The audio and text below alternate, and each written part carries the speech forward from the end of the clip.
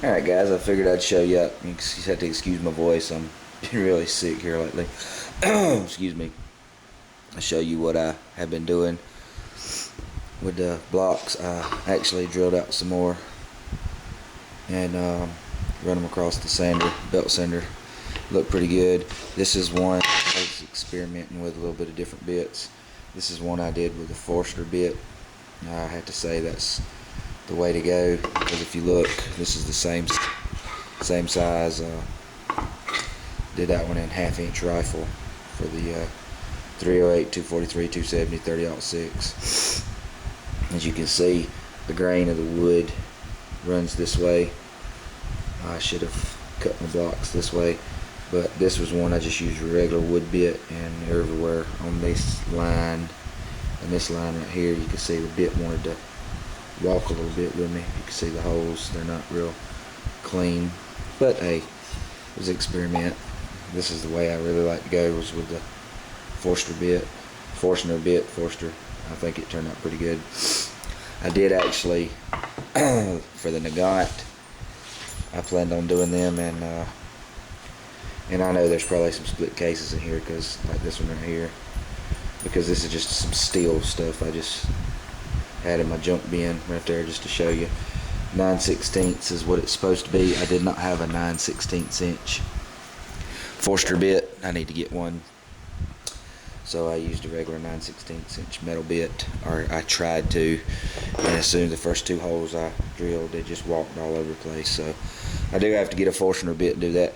These actually I did with a 5/8 inch Forstner bit.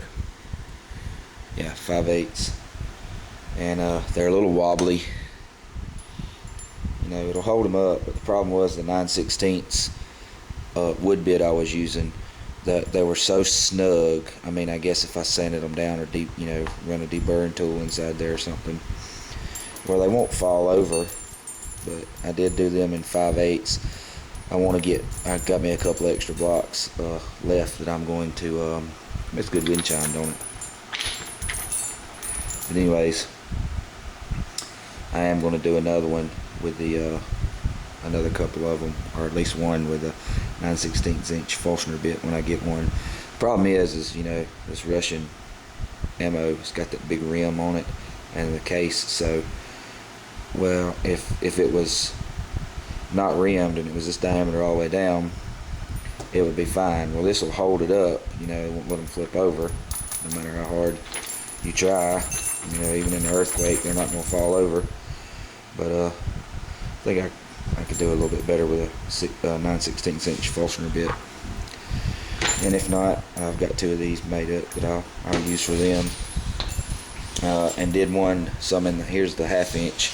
I actually showed you the rifle. Just I left them empty to show you the difference in the size of the holes. These are the 1/2 inch pistol. You know, this would be for like your 45 ACP. I'll show you. I have 45 shell. And what I did is on the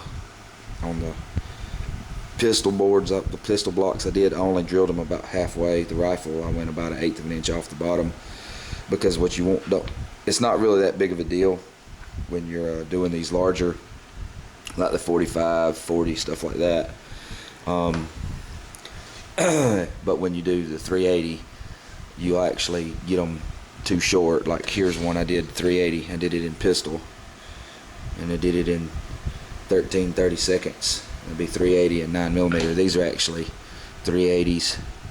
Yeah, 380s.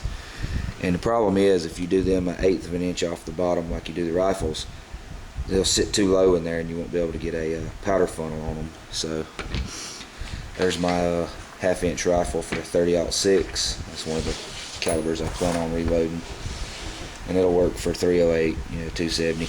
I did do 3 and 223. I think they turned out really good. And like I said, these are just some steel case stuff. I had a big jug of them, and I just stuck them in here just for, you know, shits and giggles to show you. But I actually did them with a 25/64 inch bit, and they turned out awesome.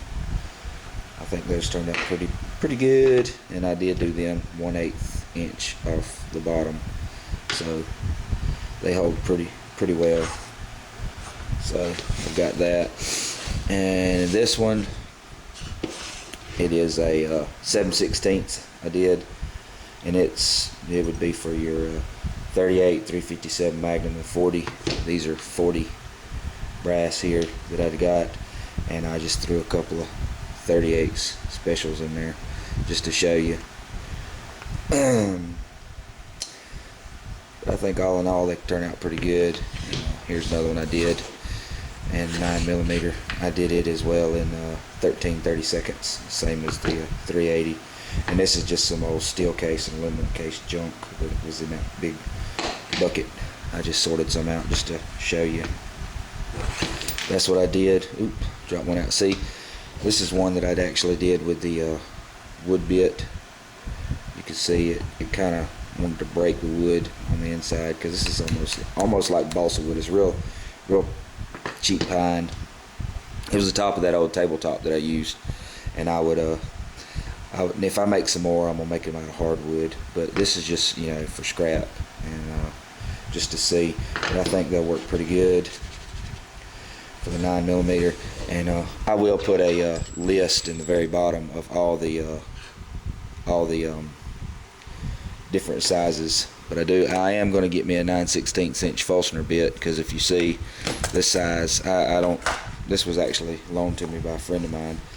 If you look, it don't have a 9/16. I had some over at the shop, the other sizes I needed, but I will pick me up a bit, because if you look, I have some more I've already laid out, you know, a handful more of them, so I can fix my mistakes. But I just thought I would share that with y'all. I think that it'll turn out pretty good for some reloading trays. And you can tell this is just the top of that old tabletop, and then after I drilled all my holes, I run them through the sander. You can see how that wood bit just walked. So I'm gonna use the Forstner bits. Really work well. So that's my little project, and I hope y'all like it. We'll get to reloading hopefully as soon as I can get me a tumbler and press and scale and stuff, you know. But we'll get there a little at a time. Alright, I'm out.